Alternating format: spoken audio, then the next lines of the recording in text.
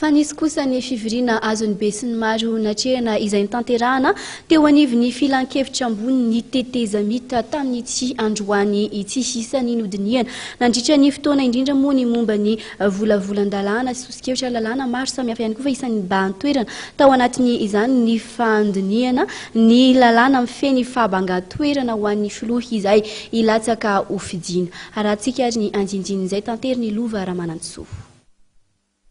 Nakatoavin'ireo mpivory ny fandaharam-potoana teo anivon'ny filan-kevitra ambony tetezamita io tolakandro io.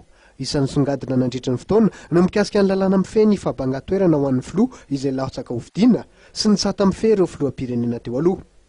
Nitarika fifandiran-kevitra ity lalàna voalazy ity teo amin'ireo mpivory avy amina firehana politika maro samihafa izay nahatratra 770.